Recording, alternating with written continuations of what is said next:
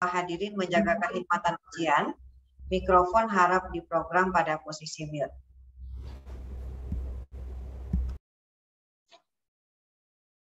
Sidang promosi program doktor untuk Saudara Ahmad Ghifari. Dengan ini saya buka. Saudara promovendus dipersilahkan memasuki ruangan Zoom dan menempati tempat yang telah disediakan. Sudah masuk, Pak Al-Ghifari? Sudah, Ibu. Sidang promosi program doktor yang ke-80 tahun 2022 diketuai oleh Profesor Dr. Insinyur Muhammad Samsul Ma'arif MM dengan beranggotakan Insinyur Setiadi Johar MSM DBA dan Dr. Insinyur Arif Imam Suroso MSc. Bertindak sebagai anggota Komisi Promosi di luar pembimbingan adalah Dr. Insinyur Zurianto MA MSc, Widya Iswara BPSDM Provinsi DKI Jakarta, dan Dr. Insinyur Haryanto MS, dosen Fakultas Ekonomi dan Manajemen IPB University. Sidang selanjutnya saya serahkan kepada Profesor Dr. Insinyur Muhammad Samsul Ma'arif MM sebagai Ketua Komisi Pembimbing sekaligus Ketua Komisi Promosi. Kami persilakan Prof. Samsul. Terima kasih, Saudara Pimpinan Sidang. Sidang promosi didahului dengan membacakan biodata singkat Promovendus. Saudara Ahmad Ghifari dilahirkan di Jakarta 7 November 1921, lulus sarjana program studi ilmu administrasi fiskal Universitas Indonesia tahun 1999, kemudian pada tahun 2003 meraih gelar magister program studi ilmu ekonomi Universitas Indonesia. Kayaknya bukan dari UI ya, dari ini salah kayaknya, ini ada salah, tapi nggak apa-apa. Nanti supaya diralat ya Pak Ghifari, karena Pak Ghifari ini kalau tidak salah lulusan dari NUS ya, Nanyang University Singapore. Ada dua sih, Prof. Oh, ada dua, oke, itu tidak ditulis ya. Jadi itu saya kira saya tahunya yang dari Singapura. Promovendus adalah Kepala Bidang Perekonomian Bapeda DKI Jakarta. Pada saat ini Saudara Ahmad Ghifari di hadapan Komisi Promosi dan hadirin akan menunjukkan kebaruan dan keunggulan disertasinya yang berjudul Model Resiliensi Badan Usaha Milik Daerah Transportasi DKI Jakarta. Pada kesempatan pertama saya persilakan Saudara Ahmad Ghifari untuk menjelaskan hasil penelitiannya, ringkasan hasil penelitian dalam waktu maksimum 15 menit. Silakan. Nanti saya kasih tahu kalau kurang 2 menit. Baik, terima kasih Prof, Ketua Sidang dan Ketua Promovendus serta para penguji dan saudara-saudara yang hadir pada sidang promosi disertasi saya yang berjudul Model Resiliensi BUMD Transportasi DKI Jakarta. Izinkan saya share screen.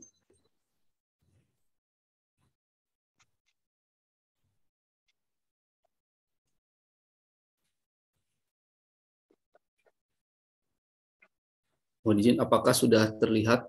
Sudah. Silakan lanjut. Baik, terima kasih. Saya akan lanjutkan bahwa saat ini aktivitas penduduk kaum urban yang ada di Jakarta semakin lama semakin mendorong pada megacity di kota Jakarta ini, sehingga sektor transportasi menjadi sangat krusial dan mobilitas serta mendorong aktivitas ekonomi yang ada dan terjadi di Jakarta. BUMD DKI Jakarta sebagai agent of development saat ini memang masih memerlukan alternatif sources income untuk operasionalnya. Padahal di situasi ketidakpastian yang makin tinggi, baik di internal maupun eksternal yang harus dihadapi, itu salah satu bukti dibutuhkannya sebuah resiliensi di BUMD Transportasi Jakarta. Gap riset dalam penelitian ini bahwa sebagai BUMD, organisasi hibrid ini memang masih terbatas. Konsep resiliensi yang ada di ekologi, bencana, rantai pasok, dan organisasi memang masih perlu digali lebih dalam. Pendekatan teori resiliensi pada value based dan business process management juga menjadi dasar dari proses penelitian ini. Metode soft system metodologi mampu menggambarkan kompleksitas daripada resiliensi organisasi di proses ini. Adapun tujuan penelitian disertasi ini adalah menganalisis kondisi resiliensi BUMD Transport Jakarta dengan atribut adaptability, kohesi, efisiensi, dan diversity di proses bisnisnya. Kemudian menganalisis faktor kritis pada BUMD Transportasi Jakarta, kemudian merancang dan mengukur indeks resiliensi transport BUMD Transportasi Jakarta, kemudian merancang model resiliensinya, kemudian merumuskan strategi model resiliensi BUMD Transportasi Jakarta. Adapun kebaruan yang diperoleh dari penelitian ini, pertama adalah peta resiliensi BUMD Transport, kemudian kedua, pengembangan teori resiliensi bisnis pada bisnis proses manajemen, khususnya di financial proses, kemudian indeks resiliensi BUMD Transport, kemudian model konseptual resiliensi BUMD Transport, lalu proses bisnis resiliensi transport, dan strategi model resiliensi BUMD Transport. Adapun kerangka konseptual penelitian adalah saat ini organisasi selalu dihadapkan pada turbulence, uncertainty, novelty, dan ambiguity, di mana pada saat terjadi turbulence, tentu saja organisasi memerlukan resiliensi. Bagaimana melihatnya, melakukan identifikasi critical factor yang ada di organisasi tersebut. Kita tahu bahwa BUMD adalah memiliki dua tujuan, public services dan private services. Kemudian disusunlah suatu model resiliensi dengan pendekatan soft system metodologi dan indeks komposit, lalu mencari strategi resiliensi dengan pendekatan AHP. Metode penelitian dilakukan dengan pendekatan kualitatif pada 13 BUMD di waktu Maret sampai dengan Desember 2021 terhadap 45 pakar dengan purposive sampling serta metode deskriptif dan pendekatan soft system metodologi serta analytical hierarchical process. Adapun tahapan penelitian dilakukan studi pustaka dan penyusunan kuesioner, kemudian membuat peta resiliensi BUMD, kemudian membuat risk picture dan root definition, kemudian membuat indeks resiliensi, kemudian membuat kerangka proses bisnis resiliensi, kemudian menyusun model resiliensi. Ini dilakukan dengan soft system metodologi dengan pendekatan komposit. Dan terakhir melakukan penyusunan strategi model resiliensi dengan pendekatan AHP. Novelty yang pertama adalah peta resiliensi, seperti kita lihat di depan bahwa terhadap resiliensi atribut dan market dependensi ada 4 kuadran yang menggambarkan 13 BUMD, strong, tough, fragile, dan vulnerable. BUMD Transportasi, MRT, dan Transjakarta berada pada kuadran strong, di mana memiliki resiliensi atribut yang tinggi serta market dependensi yang tinggi.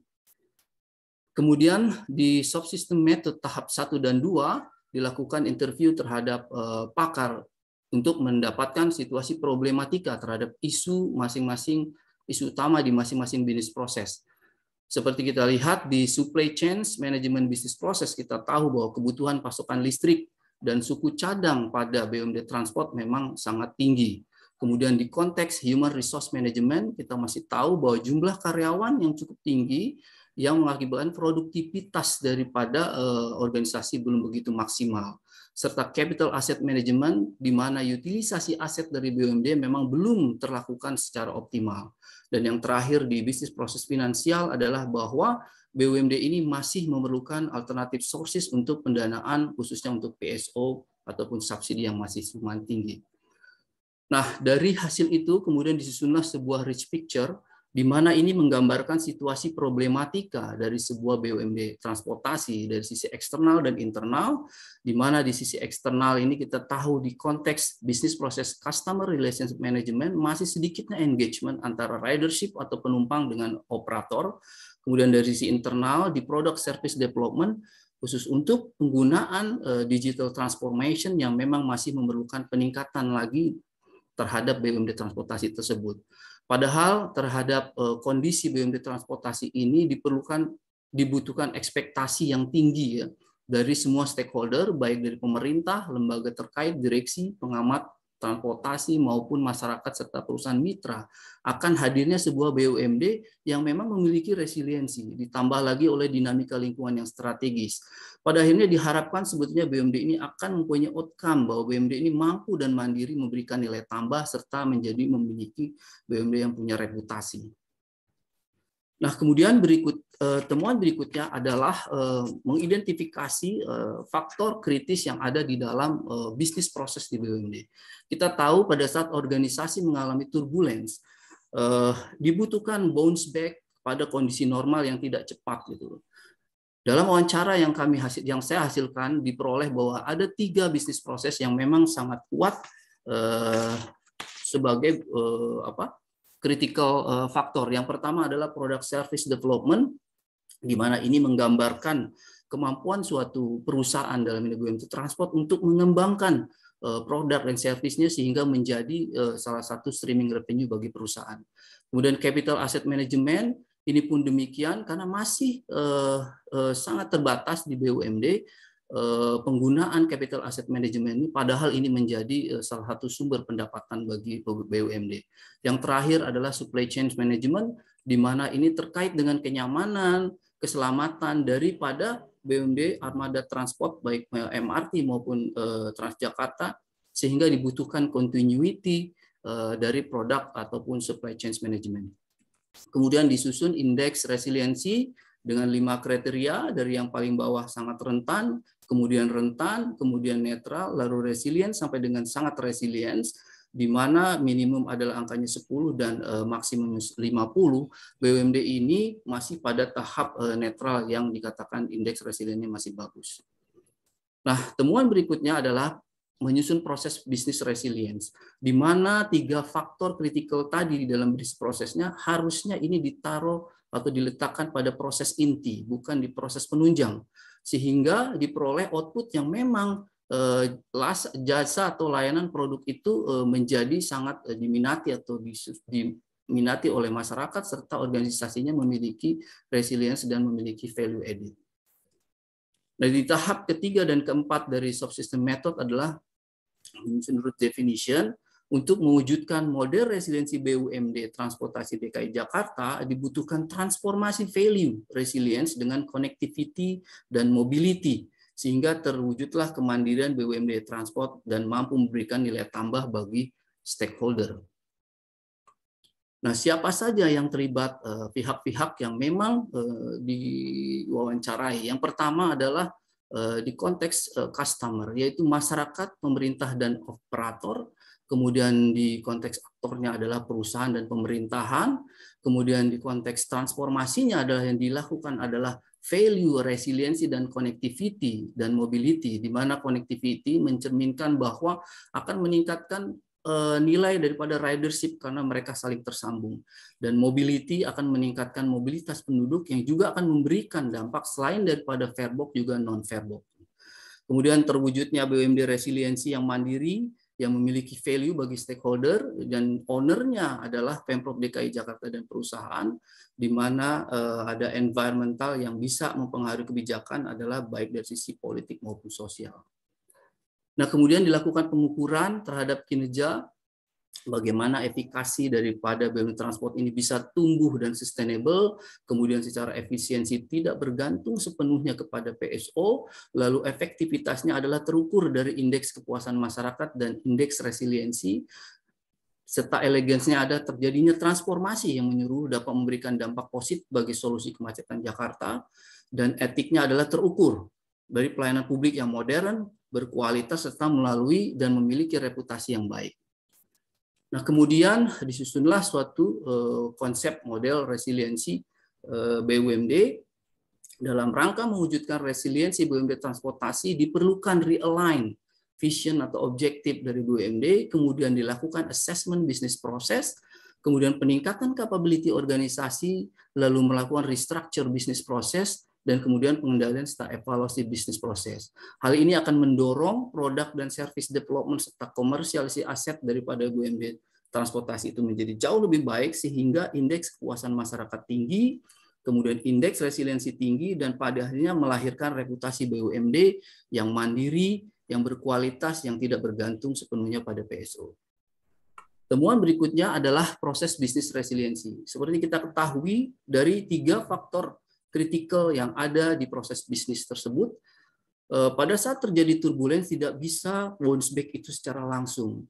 Bounce back-nya secara bertahap, di mana staging pertama adalah adaptability dan efisiensi, kemudian staging kedua adalah cohesive staging, dan ketiga adalah diversity staging. Hal ini dilihat dari capability organisasinya. Bagaimana sensing, bagaimana seizing, bagaimana transforming di dalam organisasi, dan relevansinya terhadap time dan proses finansial strategik. Dan temuan terakhir adalah strategi pendanaan alternatif yang diperoleh dari hasil penelitian ini, yang dirasakan akan memberikan salah satu jawaban bagaimana model resiliensi itu bisa terjawab.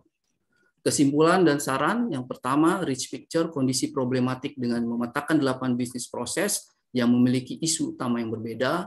Kemudian kedua, faktor kritis BUMD transportasi terdiri atas proses bisnis PSD, CAM, dan SCM. Ketiga, indeks resiliensi MRT Jakarta lebih tinggi daripada Transjakarta. Kemudian model konseptual resiliensi BUMD transportasi serta strategi peningkatan resiliensi bisnis BUMD transport melalui pendanaan alternatif. Sarannya, pengembangan model ini dapat dilakukan dengan sistem dinamis. Indeks resiliensi ini bisa juga dilakukan untuk BUMD klaster lain, bahkan juga model resiliensi untuk BUMD klaster lain. Kemudian mengkaji kebijakan dan regulasi yang mendukung resiliensi BUMD tersebut, lalu mengkaji sistem transport Jabodetabek yang melibatkan BUMD lintas sektor, lintas provinsi, kemudian fokus penelitian pada resiliensi proses bisnis. Apa implikasi manajerial yang diperoleh dari disertasi ini adalah bagi perusahaan di proses bisnis supply chain diperlukan kontrak jangka panjang untuk menjamin continuity daripada pasokan barang-barang yang dibutuhkan oleh BUMD Transport. Kemudian di HRM, di Human Resource Management, perlu dilakukan rasionalisasi karyawan mengingat bahwa di salah satu BUMD memang karyawan terlalu banyak sekali. Dan di Capital Asset Management didorong untuk melakukan optimalisasi aset. Di konteks mapping resiliensi BUMD dan faktor kritis, ini dipakai sebagai pedoman untuk melakukan perubahan struktur bisnisnya yang 3 bisnis kritikal tadi menjadi inti atau core, bukan lagi penunjang. Kemudian indeks resiliensi BUMD sebagai basis KPI yang berjenjang di BUMD. Kemudian model resiliensi transportasi ini menjadi model untuk menyusun master plan resiliensi BUMD.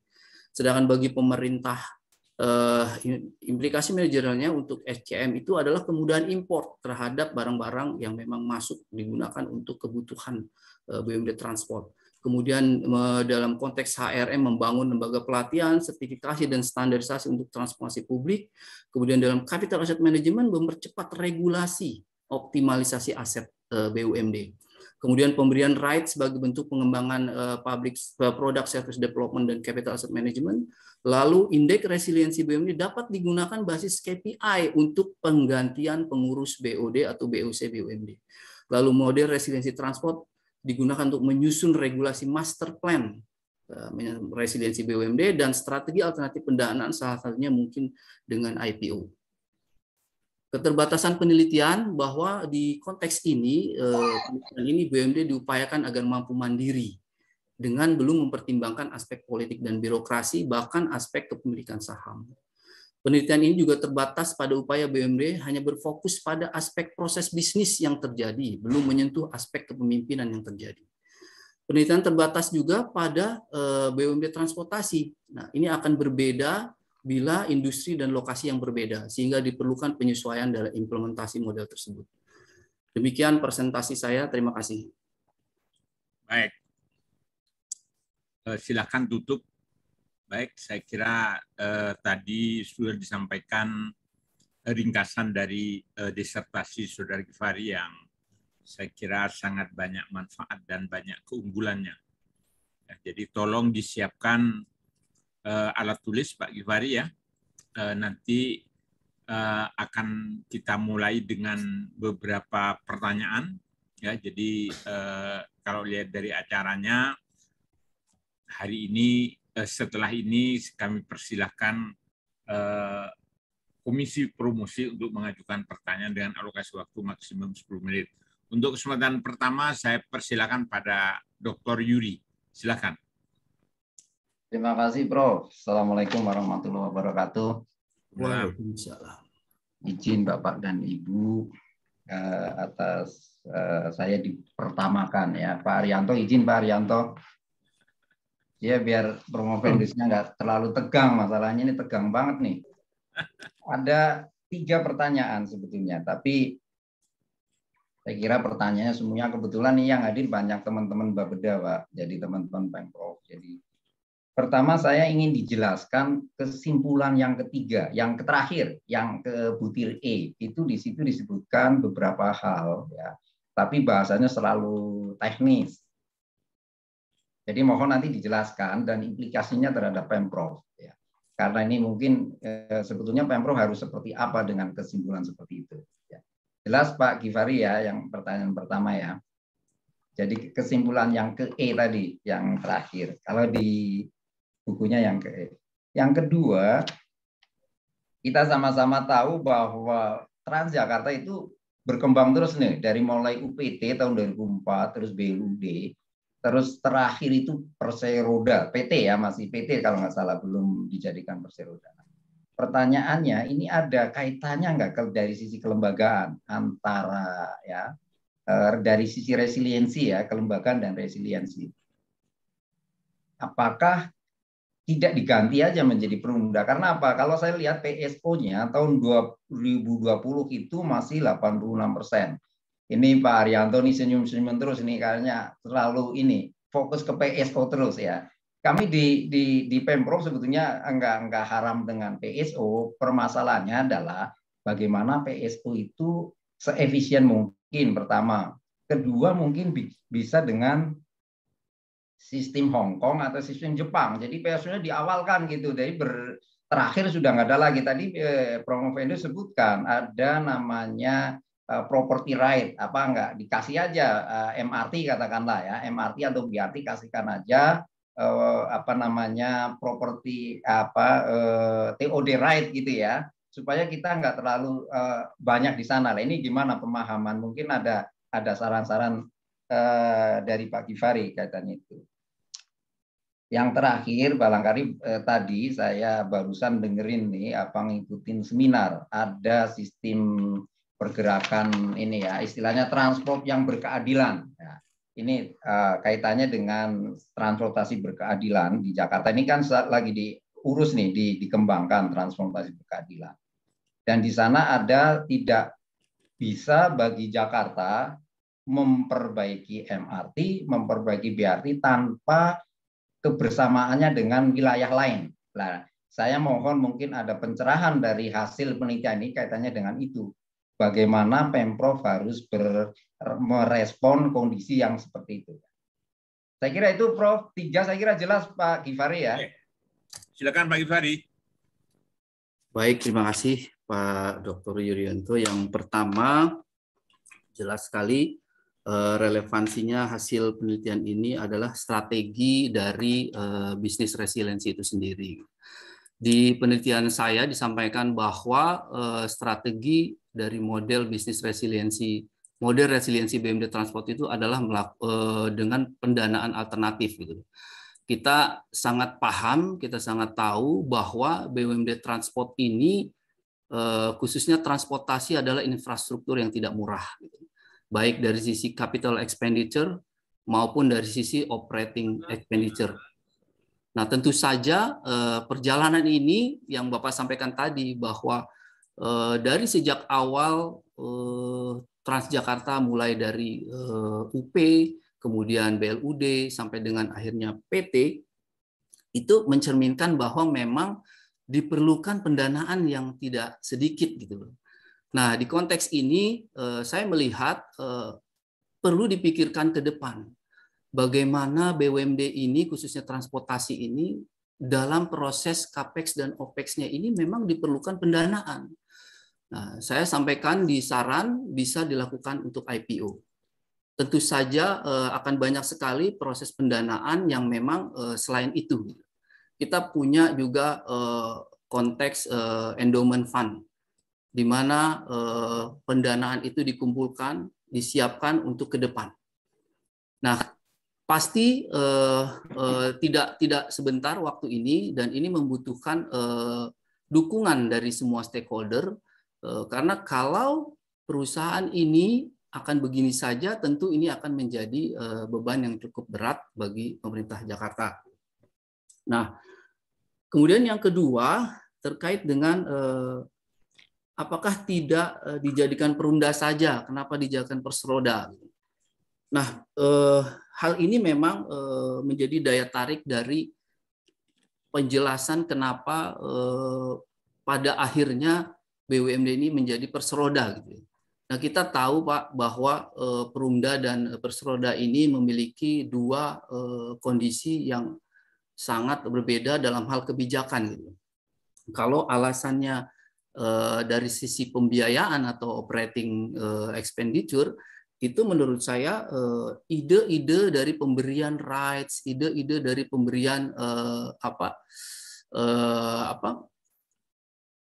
memberikan kesempatan kepada BUMD untuk optimalisasikan asetnya, saya pikir sekarang sudah dijalankan. Nah, ini yang fleksibel adalah di bentuk Perseroda, bukan di bentuk Perumda. Kalau di Perumda ini tentu saja akan banyak sekali birokrasi yang memang menghambat fleksibilitas dari perusahaan tersebut. Kita tahu saat ini mungkin PT MRT Jakarta dan PT Transjakarta ini sudah cukup juga banyak diberikan rights. Contoh tadi Bapak sampaikan TOD, jadi di dalam salah satu regulasi di Pemprov bahwa yang memang bisa diberikan sebagai operator TOD adalah memang perkeretaapian gitu dan transportasi gitu. Nah, oleh karena itu saya sependapat bahwa memang untuk mendorong supaya BUMD ini mampu resilience memang harus diberikan rights tersebut. Oleh karena itu di proses bisnis yang kritikal, ada satu proses bisnis yang pertama yaitu product dan service development. Menjadi faktor yang kritis bagi BUMD supaya dia dapat resilience. Seperti itu. Nah, pertanyaan ketiga ini sehubungan dengan transformasi yang berkeadilan yang memang bagaimana transport ini bisa juga mengikut sertakan daerah lain. Salah satu butir di saran kami memang saran saya di bagian saran itu saya sampaikan bahwa perlu didorong satu kajian yang memang transportasi ini tidak bisa lagi terbatas. Seperti Jakarta tidak bisa lagi hanya berpikir untuk Jakarta. Karena kita tahu di Jakarta saja setiap hari kaum komuter itu kurang lebih 3 juta keluar dan masuk Jakarta menggunakan public transport kita. Nah, bagaimana sebetulnya implikasinya bila kita lakukan ini? Kita bisa bekerja sama sebetulnya dengan misalnya BUMD Transport Bogor yang memang juga sekarang sudah beralih menggunakan public transport yang memang ukurannya mass. Nah, pada akhirnya kalau kita berpikir transport ini, kita berpikir adalah konteks kawasan yang memang lebih dari sebuah Jakarta. Ya, ini adalah Jabodetabek, atau kita bisa umpamakan itu sebagai megacity yang tidak hanya berpikir masalah Jakarta saja. Kira-kira seperti itu jawaban saya, Pak. Terima kasih. Ya, terima kasih. Jadi mungkin saya simpulkan. Perumda, Perseroda tetap ya, kita jangan ganti, itu bagus. Yang kedua kasih TOD right atau property right ya untuk yang ketiga bahwa kita harus kerjasama dengan daerah lain gitu ya, highlight-nya ya, betul ya? Betul Pak. Oke, makasih. Prof, makasih Prof. Baik, makasih Pak Yuri. Saya kira Pak Yuri itu mengingat gubernur yang lama ya, Pak Sutioso itu idenya megapolitan. Jadi di dalam transportasi juga megapolitan itu punya peran yang besar gitu ya, karena nggak mungkin kita membatasi wilayah, kan itu lebih pada fungsi ya. Transportasi itu tidak bisa membatasi wilayah tapi lebih pada fungsi. Jadi perjalanan alur jalan itu di mana, ini yang saya kira tadi kerjasama itu menjadi sangat penting. Saya kira itu highlight yang bisa saya berikan. Berikutnya saya persilakan Dr. Haryanto. Terima kasih Prof. Samsul. Tadi pertanyaan Pak Yurian tadi ya, sudah mencakup banyak hal ya.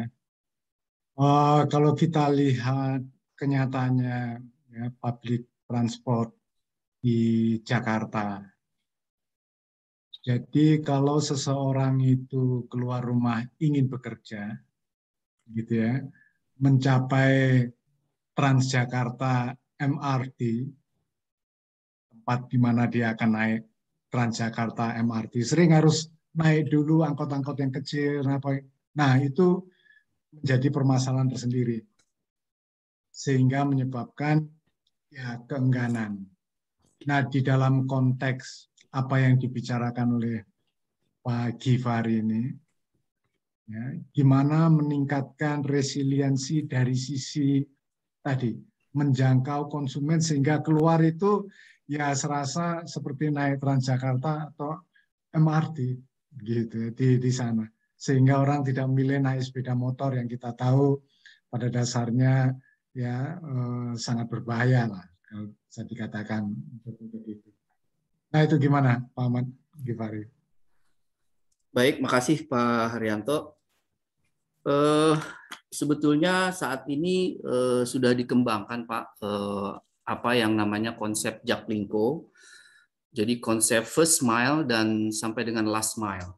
Jadi ketika kita keluar rumah, angkot itu sudah terintegrasi dengan jaringan utamanya. Yaitu angkot-angkot kecil, dia akan mengantar kepada kita untuk menjangkau ke Trunk Line, jalurnya Transjakarta. Tetapi ini tidak saja berhenti di situ, bahkan kita tawarkan bagaimana integrasi tiket dan integrasi payment yang hanya dalam genggaman, orang sudah klik, kemudian dia diantarkan sampai dengan titik di jalur Trunk Line. Nah, ini pun sebetulnya didorong oleh program pemerintah yang memang ingin mengedepankan coverage services daripada layanan Transjakarta yang berbasis bus, berbasis jalan, dan layanan MRT yang berbasis rel, yang saat ini ingin kita dorong mencapai coverage-nya mencapai 80% gitu. Tetapi sekali lagi memang tentu saja ini membutuhkan tadi begitu banyak structure daripada pembiayaan.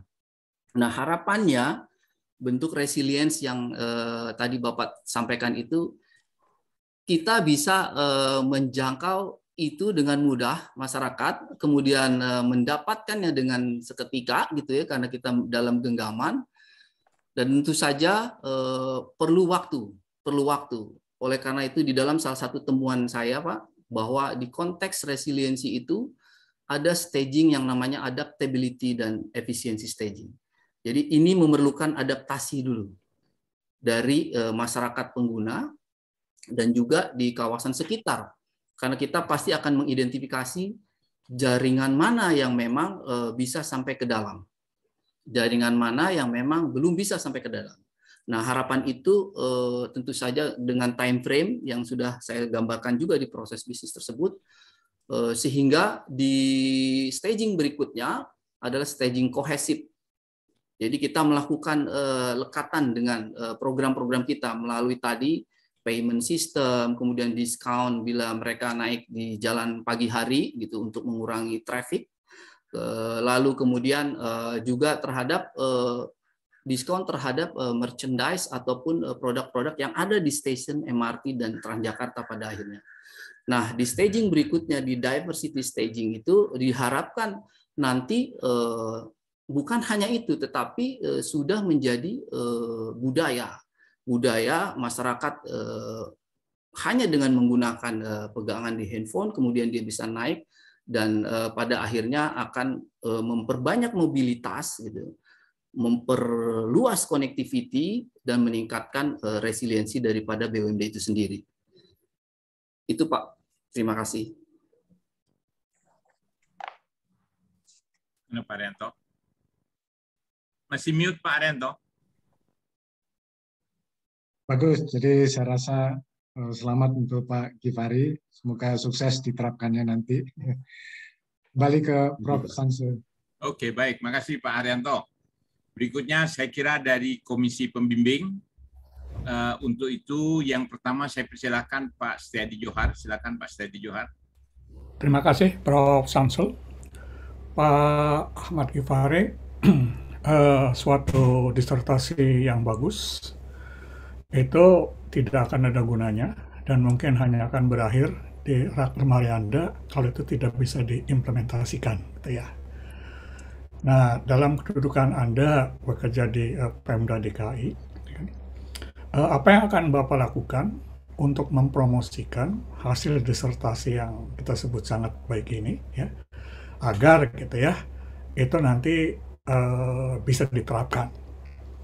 Dan saya melihat bahwa kalau nanti mau menerapkan model yang Mbak Ghifari sampaikan, itu sama saja seperti melakukan suatu perubahan yang sangat komprehensif gitu ya. Sehingga saya ingin tanya pada Pak Givari, kalau nanti Anda mau mempromosikan, menurut Pak Givari, siapa yang akan menjadi atau siapa yang perlu menjadi key players, Pak, di dalam bagaimana mengimplementasikan ini? Yang saya maksud dengan key players adalah stakeholders yang punya minat yang sangat tinggi dengan ide Bapak dan punya power yang tinggi, sehingga katakan saja yang bersangkutan nanti bisa menggerakkan gitu ya, bersama-sama dengan Bapak bagaimana model yang Bapak terapkan ini bisa dilaksanakan di Pemda DKI. Kira-kira itu saja Pak. Dan apa yang akan Bapak lakukan kalau misalnya idenya ini sudah bisa diterima ya Pak ya? Kira-kira dalam waktu berapa, 3 bulan itu apa yang akan Bapak lakukan Pak?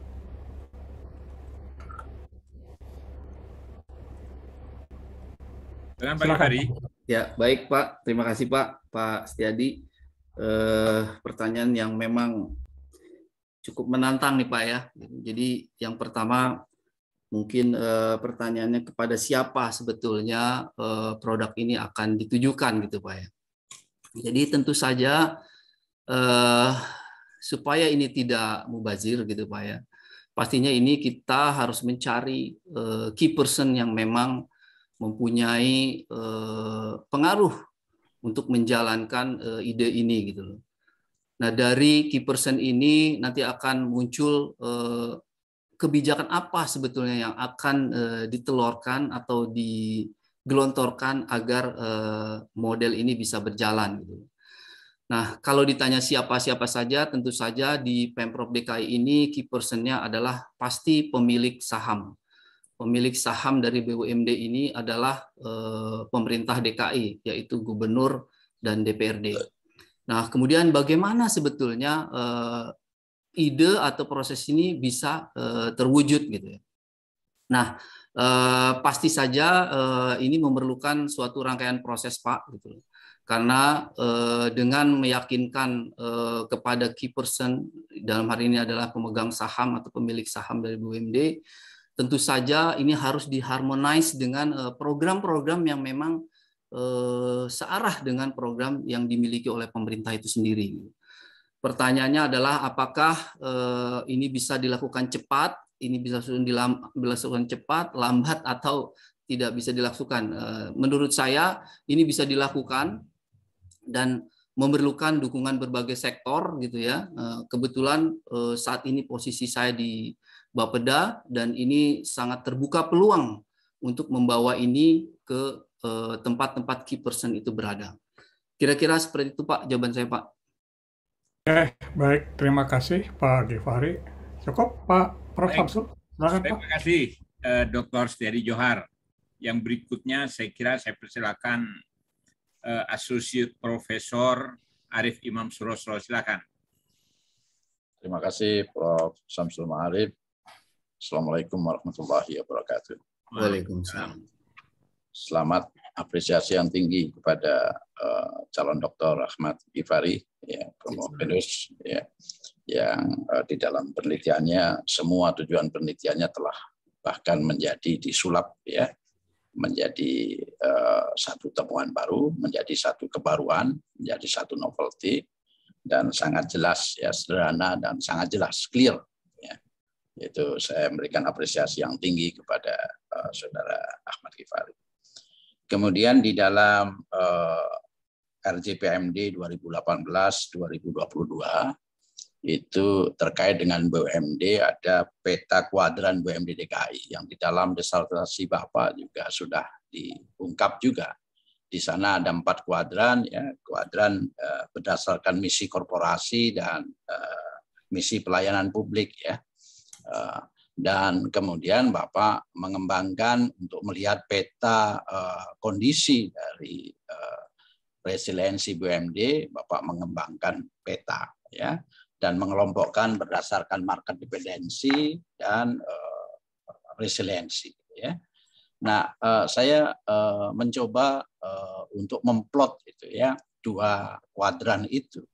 Ada beberapa yang memang di transportasi itu dia pada posisi nomor 1, kelompok 1, kuadran 1, di mana tinggi dari sisi misi pelayanan publik dan tinggi dari sisi misi korporasi. Dan pada peta resiliensi Bapak itu juga pada posisi yang strong, ya, dan beberapa ada pada posisi yang tough begitu. Apakah Bapak telah mencoba mencermati kiranya peta ini dikaitkan dengan peta kuadran BUMD DKI, Pak? Dan karena bagaimanapun kan BUMD ini dicirikan oleh 2 hal tadi, di samping misi korporasi itu ada misi pelayanan publik, ya. Sehingga ketika kita memetakan peta resiliensi ini juga harus dilihat aspek itu. Mohon penjelasan tentang aspek itu, ya, dari Bapak, ya. Itu yang pertama. Yang kedua, nanti saya juga ingin dapat gambaran model resiliensi yang Bapak kembangkan ini kan digunakan untuk BUMD transportasi DKI Jakarta. Walaupun Bapak sebut bahwa ini dimungkinkan juga untuk menjadi model resiliensi bagi BUMD secara umum, dan mungkin juga bisa dikembangkan untuk BUMD secara nasional. Saya ingin tanggapan Bapak bagaimana kalau ingin mengembangkan model ini tidak semata bagi transportasi BUMD transportasi Jakarta, tapi juga BUMD secara menyeluruh dan bahkan BUMD seluruh Indonesia, karena ini menjadi sesuatu yang sangat bermanfaat bagi BUMD yang kita lihat biasanya BUMD itu senantiasa pada posisi yang lain begitu, ya, kalau kita melihat BUMD. Terima kasih Pak Gifari. Silakan, Mbak. Baik, makasih Pak Arif. Jadi betul sekali Pak, kenapa akhirnya saya menulis model resiliensi ini, karena memang diilhami oleh tabel RPJMD itu sendiri gitu ya. Jadi kalau di tabel RPJMD itu memilah kuadran berdasarkan misi korporasi dan misi pelayanan publik gitu. Nah, memang secara tidak sengaja hasil wawancara di peta resiliensi 13 BUMD yang saya buat dengan interview bersama dengan para pakar itu tergambarkan yang pas, kebetulan di kuadran yang pas gitu. Tetapi memang ada beberapa BUMD yang tidak pas juga kuadrannya gitu. Nah, kenapa hal ini bisa terjadi gitu? Nah, seperti di dalam disertasi saya sampaikan bahwa di konteks kuadran strong yang mengukur dari atribut resilience dan matriks dependensi, kita lihat MRT itu memang memiliki atribut resiliensi yang tinggi ketimbang Transjakarta. Kenapa demikian? Gitu. Seperti kita ketahui Pak, inilah bedanya mungkin produk-produk yang memang di-develop gitu dengan menggunakan basis dari pendampingan internasional. Kita tahu MRT ini bersumber dari loan, di mana proses pengerjaannya itu penuh dengan pendampingan dari pemerintah Jepang. Dan tentu saja aspek-aspek yang terjadi di sana sudah berbasis internasional standar. Nah, oleh karena itu pada saat saya memotret atribut resiliensinya, di sana sudah cukup tergambar jelas. Sehingga memang di posisi strong itu MRT jauh lebih tinggi atribut resiliensinya. Bagaimana sebetulnya dengan Transjakarta? Transjakarta ini sebetulnya adalah produk kita, produk yang di-develop di dalam negeri dengan tadi mungkin Pak Yuri sudah sampaikan keterbatasan pada saat proses pendevelopan, yaitu pertama sebagai UPT, unit pelaksana teknis. Kita tahu Pak bahwa begitu ada bisnis di bawah dinas atau di bawah SKPD, tentu saja ini culture ataupun value yang akan terjadi akan jauh berbeda ketika bisnis itu memang di-handled oleh profesional atau oleh orang-orang yang memang memiliki culture bisnis gitu. Nah, akhirnya Pak, akhirnya memang resiliensi strong yang ada di peta 13 BUMD itu memang untuk MRT jauh lebih tinggi atribut resiliensinya dibanding dengan Transjakarta.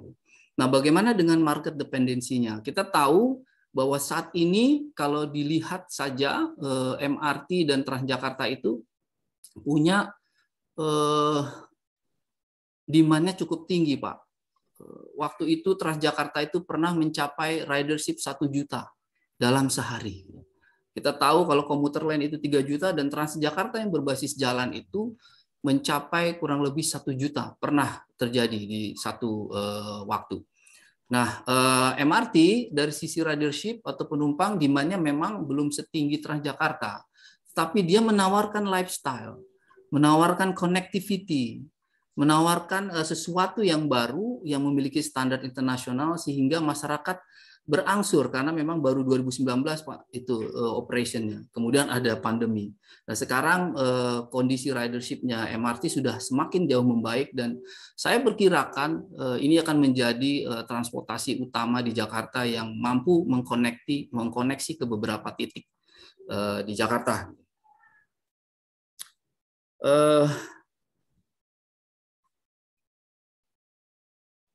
Kemudian yang kedua,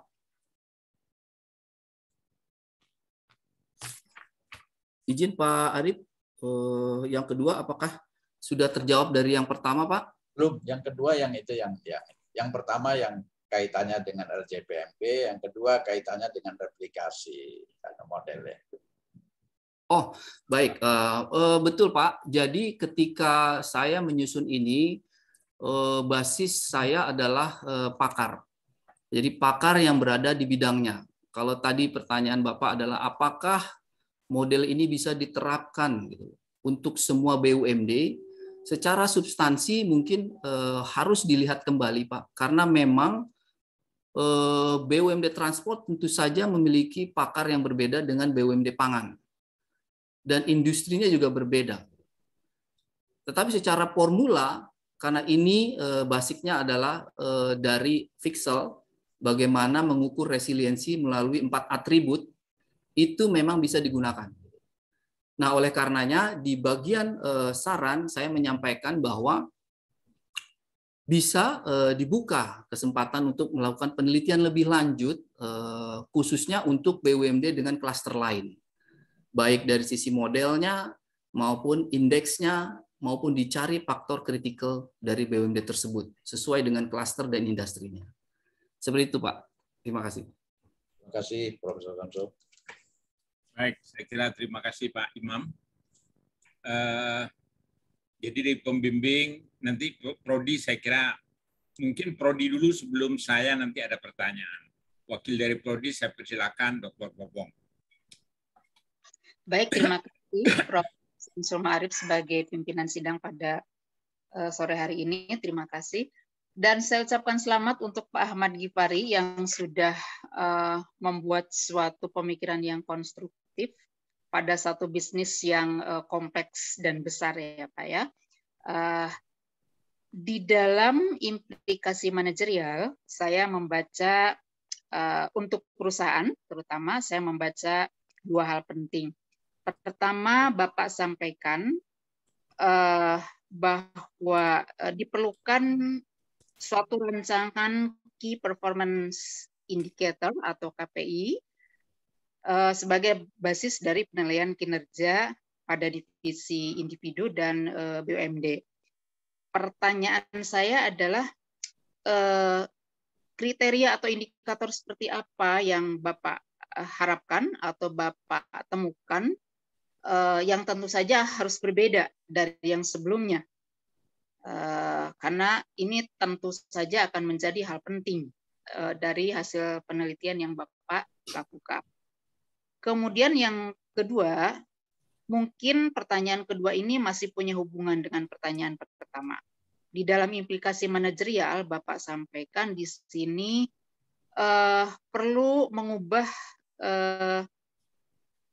proses bisnis inti dan proses bisnis penunjangnya dengan merubah struktur organisasi di BUMD transportasi sehingga ada direktur baru seperti yang Bapak sampaikan di PSD, CAM, dan SCM. Dalam hemat saya, ini akan menimbulkan cost atau menambah gemuk organisasi. Nah, apakah ini punya keterkaitan dengan implikasi manajerial yang Bapak sampaikan tadi untuk key performance indicator dengan kinerja atau seperti apa? Silahkan Pak. Baik, makasih Bu Dr. Popong. Terima kasih pertanyaannya Bu. Betul Bu, saat kita diskusi beberapa kali dengan BUMD gitu ya, kita melihat bahwa memang hasil temuan yang saya lakukan itu dari faktor kritis itu memang ada 3 hal gitu Bu yang menjadi utama gitu ya untuk BUMD agar bisa resiliensi, yaitu yang pertama itu adalah product dan service development. Seperti saya jelaskan sebelumnya, kenapa ini menjadi begitu penting gitu. Nah, kita tahu dan semua orang tahu bahwa yang namanya perusahaan itu akan sangat bergantung pada bagaimana dia meng-create produk dan servisnya itu ke sampai titik apa gitu. Nah, kalau produknya itu saja, saya yakin mungkin tidak akan ada terjadi perkembangan yang berarti gitu. Oleh karena itu, mungkin resilience ini memang menjadi penting ketika kita melihat faktor kritis di product service development. Kemudian disusul lagi oleh capital asset management, Bu. Nah, ini typically mungkin BUMD transport yang memang saat ini optimalisasi asetnya itu belum terjadi seluruhnya gitu. Kita tahu bahwa sumber penghasilan dari BUMD itu ada 2, Bu. Satu berasal dari tiket, yaitu fare box, kita namakan income. Kemudian satu lagi yang berasal dari non-tiket atau non-fare box. Nah, kalau dari tiket, ini akan sangat bergantung sekali kepada berapa jumlah penumpang yang menggunakan public transport tersebut. Plus disubsidize oleh pemerintah.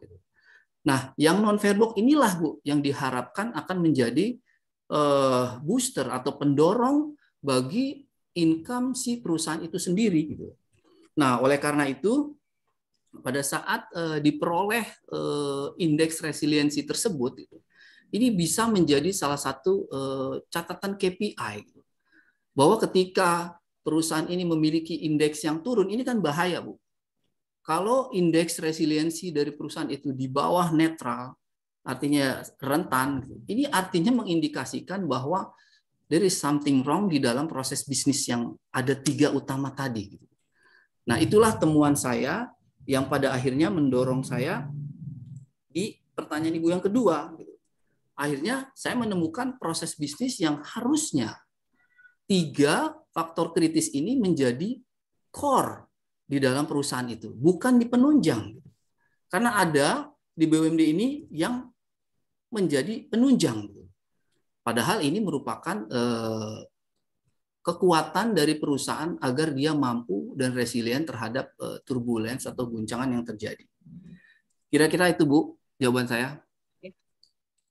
Baik, terima kasih. Saya ingin tahu sedikit, kalau biasanya orang di dalam sebuah perusahaan itu memiliki indikator terkait kinerja, misalnya dengan efektivitas, efisiensi.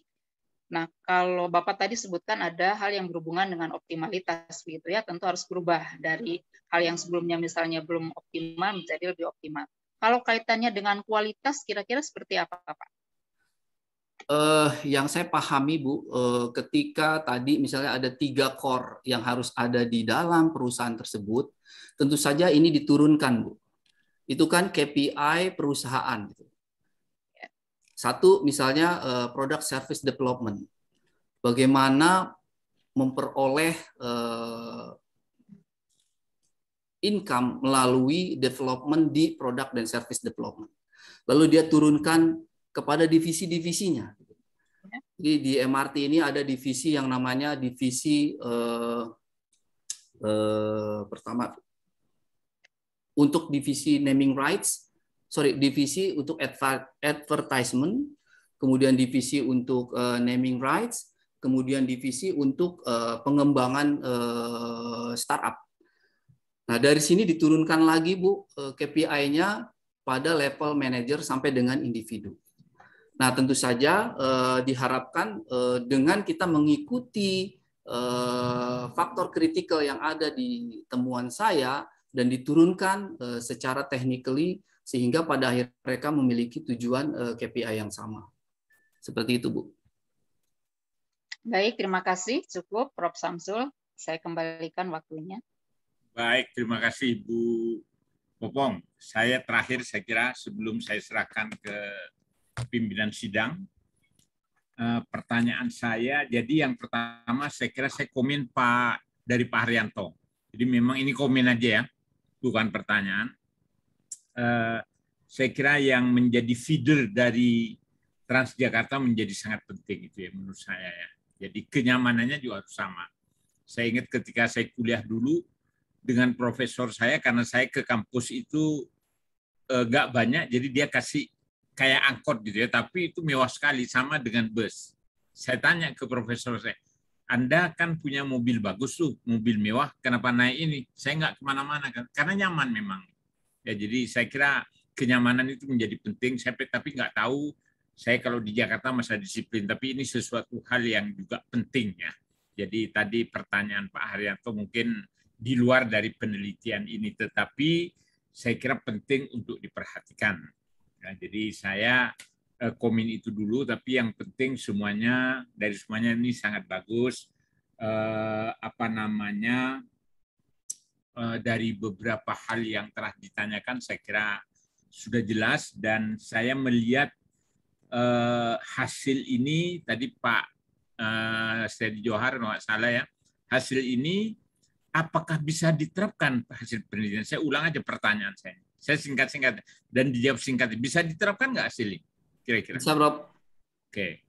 Jadi ini harus, kalau memang bagus ya harus diterapkan. Saya kira pimpinan DKI, yaitu gubernur dan DPR, kalau memang itu punya manfaat buat masyarakat dan membuat citra DKI, Pemprov DKI itu bagus, itu saya kira pasti disetujui, karena dua kunci kalau saya ngomong-ngomong dengan Pak Gubernur itu, aktivitas yang ada di DKI harus bermanfaat bagi masyarakat dan membuat citra Pemprov DKI itu lebih bagus. Itu intinya di situ. Saya kira ini bisa. Kalau pertanyaan saya yang terakhir, yang paling unggul dari penelitian yang bisa dibanggakan oleh Pak Givari apa ya? Langsung jawab aja, Pak Givari. Yang bisa dibanggakan dari hasil ini? Kebermanfaatan, Prof. Maksudnya?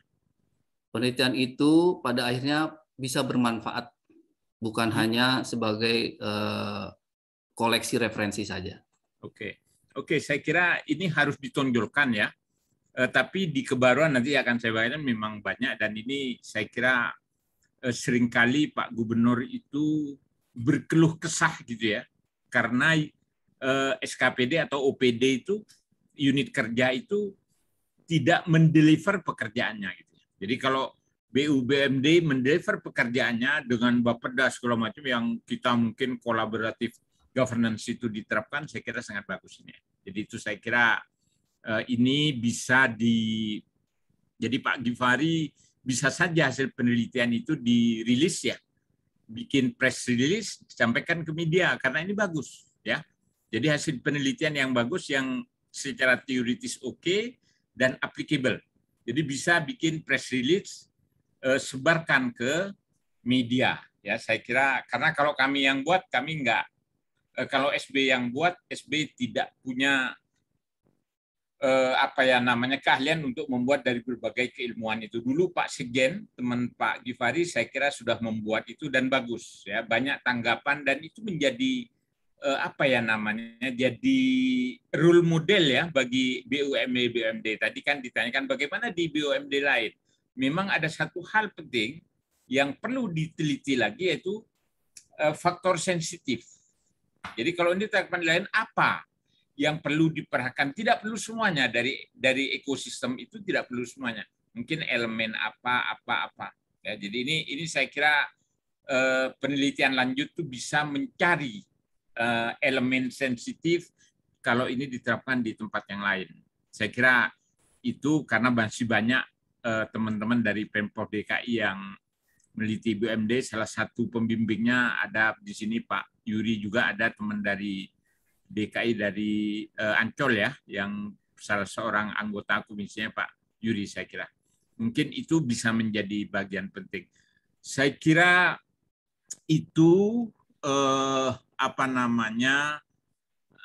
pertanyaan-pertanyaan telah selesai dan pimpinan sidang saya kembalikan kepada saudara yang mewakili rektor, karena saya perhatikan tidak ada dosen hadirin yang bergelar doktor, tapi saya kira cukup saja gitu ya, nanti pertanyaannya bisa secara adat aja dengan Pak Gifari. Saya kembalikan kepada Dr. Nimi.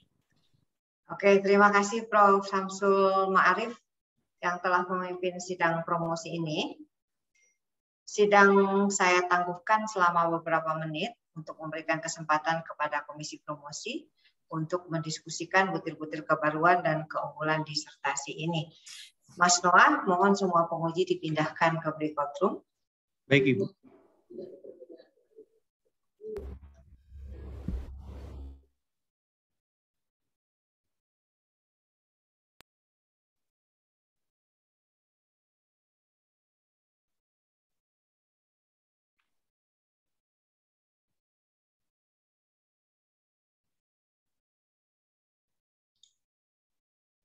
Selamat pagi Fari. Makasih Om Ferry. Sukses, luar biasa. Mantap. Makasih Ferry. Selamat pagi Fari. Makasih Om Henry. Selamat pagi Fari, luar biasa. Terima kasih Kang Asep. Mantap, mantap.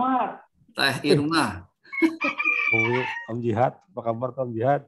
Om Jihad selanjutnya nih. Irma. Om Gif, keren banget bisa cepet nih di balap saya nih. Om Gif langsingan luar biasa. Pak Toto, terima kasih Pak Toto sudah hadir. Mari. Gif, selamat ya Mas Gif. Makasih Mbak Sel. Kita bikin press release-nya. Pak Toto nih. Sehat Pak?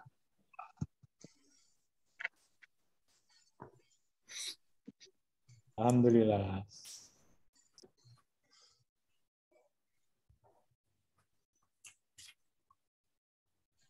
Kayak siap-siap implementasi di BUMD lain nih Pak.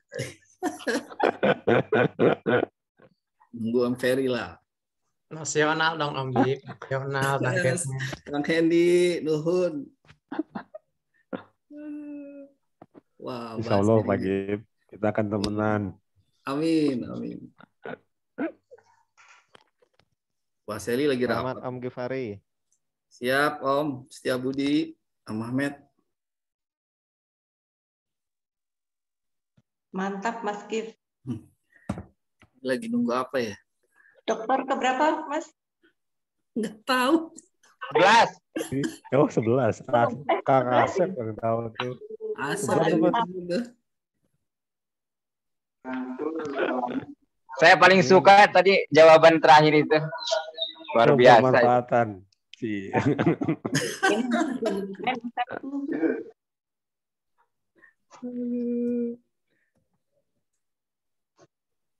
Oke, syukuran kemana nih Mas Gif? Ya, kita pikirkan. Oke, sip. HBH ya, HBH. HBH kedua. HBH-nya syukuran Mas Gif dong. Iya dong. Di tempat aja itu mah. Kemarin udah depannya Mas Agung. Kalau bingung-bingung ada Rancamaya tuh. Iya. Ada base camp-nya. Iya, ada tim dari Bapeda nih. Terima kasih ya teman-teman Bapeda sudah hadir. Mas Gifari selamat ya. Ya, Teh Intan, sama-sama semangat. Ayo, ayo. Ayo ke Rancamaya. Halal-halalnya di Bogor yuk, Mas. Nah, tuh. Udah ada tuh. Ada libur nih, tengah minggu nih.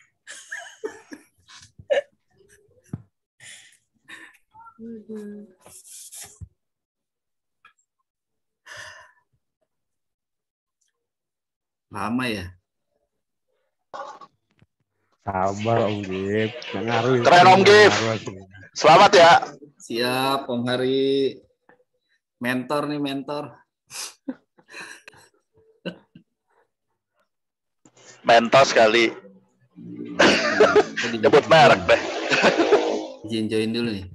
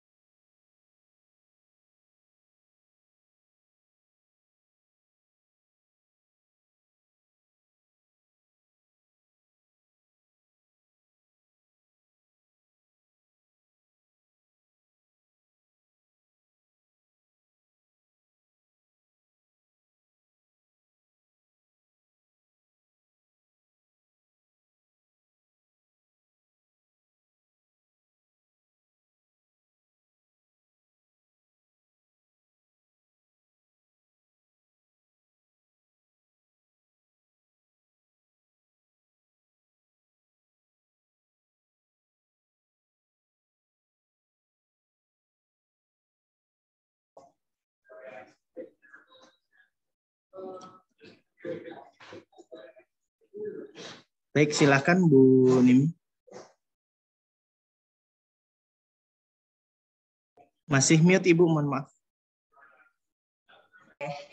Oke, saking semangatnya. Oke, sidang promosi dengan ini saya buka kembali. Setelah mendengarkan keterangan dan pertimbangan Komisi Promosi atas nama Institut Pertanian Bogor, dengan ini saya mengucapkan selamat kepada Saudara Ahmad Ghifari atas selesainya program doktor dengan sangat memuaskan, dengan kebaruan dan keunggulan disertasi saudara, dan tentu saja gelar doktor yang akan saudara raih, baru diraih ya, karena masih ada perbaikan. Sidang selanjutnya saya persilahkan Ketua Komisi Pembimbing untuk memberikan sambutan dan menguraikan kebaruan dan keunggulan disertasi ini. Kami persilahkan Prof. Samsul. Baik, terima kasih Saudara Pimpinan. Assalamualaikum warahmatullahi wabarakatuh. Waalaikumsalam. Salam sejahtera bagi seluruh hadirin. Hadirin yang saya hormati, selaku Ketua Komisi Pembimbing, saya mengucapkan selamat kepada Saudara Ghifari yang telah menyelesaikan program S3. Selamat juga sampaikan pada keluarga kecil. Tadi ada nama belakang Ghifari, kayaknya ini anak saya, Pak. Mungkin, atau keluarganya. Juga selamat ya, dan juga kepada institusi DKI, karena Pak Ghifari selama studi ini hebat menduduki 2 jabatan di 2 tempat gitu ya. Jadi saya kira ini bagus untuk institusi, dan kalau bisa bikin press release untuk ini ya, untuk hasil penelitian ini sangat bagus. Terima kasih juga kepada anggota Komisi Pembimbing yang telah bersama-sama secara kompak untuk membimbing Saudara Ghifari sehingga sampai pada titik ini, yaitu Dr. Arif Imam Soroso dan Dr. Setiadi Johar. Ucapan terima kasih juga saya sampaikan kepada penguji luar komisi, yaitu Dr. Yurianto dan Dr. Haryanto. Jadi sengaja pilih yang belakangnya to gitu ya, karena nama Ghifari tidak ada to-nya. Jadi Haryanto dan Yurianto. Ucapan terima kasih juga saya sampaikan kepada seluruh hadirin yang telah mengikuti proses ini secara baik. Sebagaimana terlihat selama sidang promosi ini, kebaruan dan keunggulan disertasi ini dapat ditinjau dari beberapa hal. Yang pertama bahwa kebaruan itu peneliti, yaitu Pak Ghifari atau promovendus, atau mungkin sekarang sudah bisa saya katakan Dr. Ghifari, walaupun masih harus melengkapi beberapa persyaratan, mampu menyusun peta resiliensi BUMD DKI Jakarta. Saya kira bagus untuk institusi pembina BUMD. Yang kedua, pengembangan teori resiliensi bisnis pada bisnis proses manajemen, financial proses dalam resiliensi organisasi BUMD transportasi. Faktor kritikal dan membangun indeks resiliensi bisnis yang dapat digunakan sebagai patok juga perkembangan BUMD DKI. Merancang model resiliensi yang dapat digunakan dalam menghadapi persaingan global dan keberlangsungan bisnis yang ada. proses bisnis lisensi BUMD transportasi dan time frame tahap lisensi BUMD, strategi model lisensi BUMD transportasi di Jakarta. Jadi dari pertanyaan Pak Arif Imam Suroso tadi, bagaimana diterapkan di yang lain, ini menjadi sangat penting. Tapi ada critical factor tadi ya. Jadi itu mungkin yang menjadi pertimbangan-pertimbangan sehingga BUMD di DKI menjadi maju dan sesuai dengan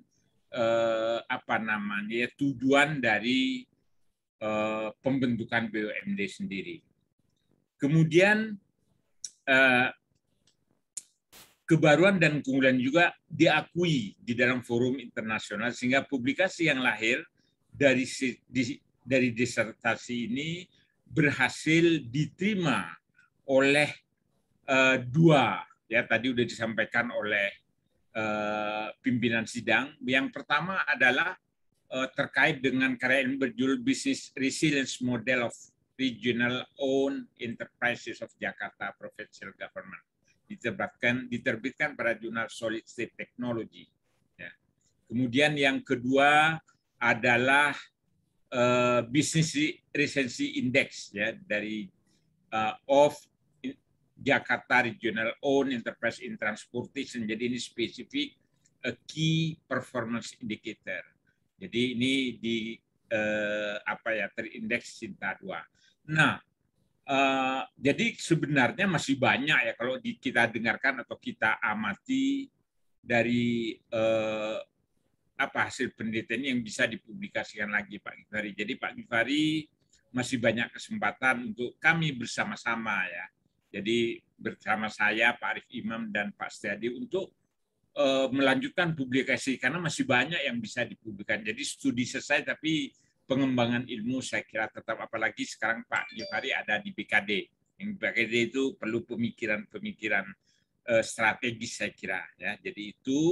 Jadi akhirnya kami menyampaikan selamat kepada Pak Gifari yang telah berhasil menyelesaikan ini. Dan pembimbing, saya mewakili anggota pembimbing, kalau misalnya ada hal-hal yang kurang ya kita minta maaf. Tapi tujuan kami hanya satu, supaya Pak Gifari menghasilkan karya yang berguna, utamanya pada Pak Gifari, yang kedua pada institusi, dan juga membangun citra SBIPB. Saya kira dengan begini kelihatan bahwa masalah transportasi juga diteliti di SBIPB gitu ya. Ini kan penting. Makanya saya bilang perlu press release ya untuk lebih memperkenalkan diri. Saya kira itu saja dari kami. Sekali lagi selamat, mudah-mudahan dengan pencapaian ini amanah dan barokah. Wabillahi taufiq wal hidayah. Wassalamualaikum warahmatullahi wabarakatuh. Waalaikumsalam warahmatullahi wabarakatuh. Selanjutnya sambutan singkat oleh lulusan. Saya persilahkan kepada Saudara Ahmad Gifari. Baik, alhamdulillahirabbil alamin. Terima kasih sepenuhnya saya sampaikan terutama rasa syukur saya yang selama ini menghabiskan begitu banyak waktu, utamanya dalam menimba ilmu di IPB, di kampus tercinta, yang cukup menyenangkan sampai pada akhirnya di proses ini. Gitu. Kemudian saya ucapkan juga ribuan terima kasih kepada pembimbing saya, Komisi Pembimbing Prof. Samsul Ma'arif, Pak Setiadi Johar, dan Pak Arif Imam Suroso, yang mohon maaf sekali lagi di kesempatan ini saya sampaikan di proses ini mungkin tidak banyak interaksi yang saya lakukan, memang belum sepenuhnya memuaskan, gitu. Saya mohon maaf, tapi mudah-mudahan ini menjadi jariah Komisi Pembimbing, juga jadi jariah buat saya, Pak. Nah, kemudian saya ucapkan terima kasih juga Komisi Penguji. Ya, ini Pak Yurianto sekaligus dulu menjadi pimpinan saya, yang juga banyak mendorong, memotivasi saya untuk bergerak di akademisi ini, sehingga saya memiliki kemauan dan pada akhirnya terjadilah hari ini gitu. Terima kasih Pak Yuri, juga Pak Haryanto. Pak, saya mendapat matrikulasi dari Bapak, banyak insight Bapak yang sangat memberi wawasan buat saya sekaligus pertanyaan-pertanyaan Bapak yang masih nempel di kepala saya, yang menjadi PR saya. Mudah-mudahan bisa saya implementasikan di kemudian hari. Keluarga saya juga hadir di sini, istri saya, anak-anak saya, semoga menjadi jariah buat saya, juga buat Ibu Nimi dan Ibu Popong yang juga merupakan Sivitas Akademika IPB, serta teman-teman dari DMB 13 dan teman-teman dari Bapeda dan teman-teman dari BPB UMD dan dari PTSP yang sudah banyak mensupport saya. Saya tidak panjang lebar, Pak. Rasa syukur saya yang sangat mendalam. Semoga apa yang sudah saya dapatkan ini bisa bermanfaat buat semua. Terima kasih. Assalamualaikum warahmatullahi wabarakatuh. Waalaikumsalam warahmatullahi wabarakatuh. Selanjutnya, izinkan saya menyampaikan sambutan Rektor Institut Pertanian Bogor pada sidang promosi Saudara Ahmad Kifari tahun 2022. Assalamualaikum warahmatullahi wabarakatuh. Salam sejahtera bagi seluruh hadirin. Hadirin yang saya hormati, atas nama Rektor dan Sivitas Akademika IPB, saya mengucapkan selamat kepada Saudara Ahmad Kifari atas keberhasilan saudara dalam menyelesaikan program pendidikan doktor di IPB. Ucapan selamat juga saya sampaikan kepada seluruh keluarga serta instansi tempat saudara bekerja. Kemudian saya sampaikan terima kasih kepada Komisi Pembimbing yang terdiri dari Profesor Dr. Insinyur Muhammad Samsul Ma'arif MM, Insinyur Setiadi Johar MSM DBA, Dr. Insinyur Arif Imam Suloso MSc atas curahan waktu, pemikiran dan perhatian dalam pembimbingan, penelitian, penulisan disertasi sampai kelulusan pada siang hari ini. Kepada Dr. Insinyur Yurianto MA MSc dan Dr. Insinyur Haryanto MS, saya ucapkan terima kasih atas kesediaan Bapak berdua dalam memenuhi permintaan kami untuk bertindak sebagai anggota Komisi Promosi Luar. Kehadiran Bapak berdua memberikan bobot tersendiri untuk dapat memperbaiki disertasi ini. Tidak lupa kepada Ketua Program Studi MB, dalam hal ini diwakili oleh Ibu Dr. Insinyur Popong Nurhayati, saya ucapkan terima kasih. Begitu pula kepada Dekan Sekolah Pasca Sarjana dan Dekan Fakultas atau Dekan Sekolah Bisnis beserta staf, saya ucapkan terima kasih atas pelayanan yang diberikan. Kepada Saudara Ahmad Kifari, gelar doktor adalah gelar tertinggi yang dapat diberikan oleh suatu lembaga pendidikan tinggi formal.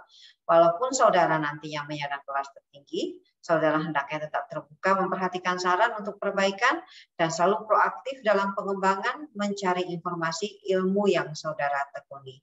Di depan para hadirin semua pada hari ini, saudara telah menunjukkan kebaruan dan keunggulan disertasi saudara sebagaimana telah diungkapkan oleh Ketua Komisi Pembimbing.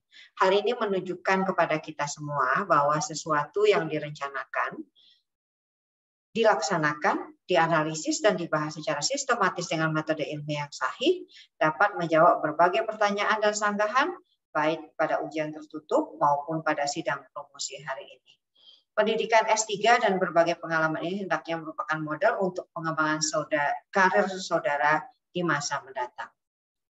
Penelitian yang saudara lakukan diharapkan dapat diimplementasikan di masyarakat.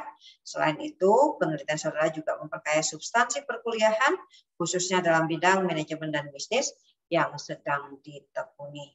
Akhirnya, predikat dari gelar yang akan saudara sandang bukan hanya ditentukan oleh peristiwa hari ini, namun akan ditentukan pula oleh penilaian masyarakat terhadap karya nyata saudara. Kami doakan semoga saudara berhasil mendapatkan nilai tertinggi dari masyarakat, dan selanjutnya kami sarankan agar segera menyelesaikan semua persyaratan wisuda, sehingga saudara segera dapat bertugas kembali. Kepada hadirin yang telah mengikuti acara sidang promosi ini dengan penuh perhatian, saya ucapkan terima kasih. Semoga peristiwa hari ini bermanfaat bagi kita semua. Hadirin sekalian, dengan ini acara sidang promosi program doktor secara resmi saya nyatakan selesai. Kepada Saudara Ahmad Kifari beserta keluarga, saya persilahkan untuk berdiri di tengah layar Zoom untuk menerima ucapan selamat dari semua hadirin. Saya tutup secara formal. Assalamualaikum warahmatullahi wabarakatuh. Dan Mas Noah mohon bisa dibukakan peserta untuk bisa mengucapkan selamat kepada Bapak Ahmad Kifari. Terima kasih. Assalamualaikum warahmatullahi wabarakatuh. Selamat sore. Waalaikumsalam.